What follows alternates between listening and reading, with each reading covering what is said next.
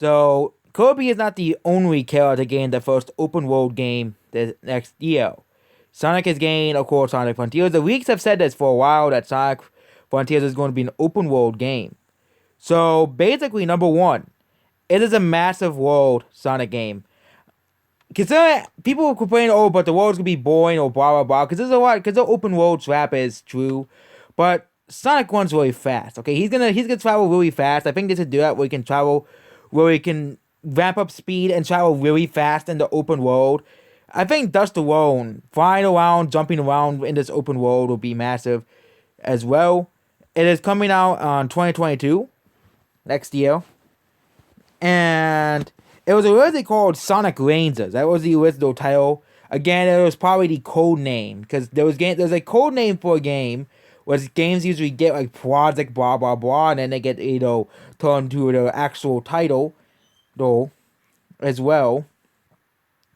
For example, Mario 128 was Pikmin, okay, or something like that. But Sonic, Frontiers is coming out next year.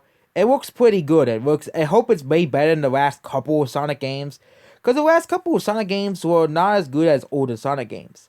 I don't hate them as much as the Sonic fan base does, but a lot of the Sonic fan base was like people like the whole hate over Sonic Lost World or Sonic, The only one people really liked was Mania because it was like, well, Mania was like old Sonic games, okay, and Sonic Frontiers, if they do it right, will probably be one of the best Sonic games in the history of Sonic games. And guess what? The game looks better than Sword and Shield. Oh, I'm not too surprised by that because Sword and Shield's garbage. Okay, the game already looks better than Sword and Shield. So that's already a positive already. It looks better than Sword and Shield. So, but that isn't such a too high bar because games like Neptunia for the PS Vita look better than Sword and Shield. And that's just laughable at most, that a PS Vita game looks better than Sword and Shield. But, you have Wii games and PS2 games that look better than Sword and Shield, but people will defend Sword and Shield until the end of time, like it's the greatest game of all time.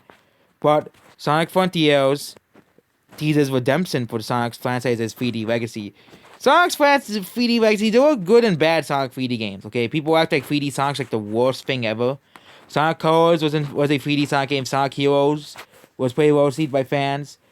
Sonic Unleashed was pretty negatively received by fans because of the Railhog was completely and utterly stupid, okay? And Sonic Adventures 1 and 2, with the exception of Mario to Plumber, most Sonic fans love Sonic Adventure 1 and 2. So, and no, Sonic Adventure 3 is not Sonic Frontiers.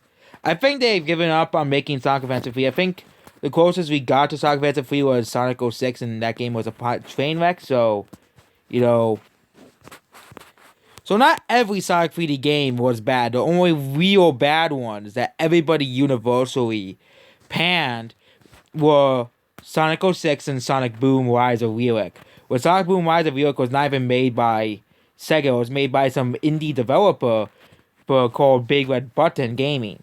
So, yep. So, the other good thing is that we have a new original villain in this game. You have a new original bad guy.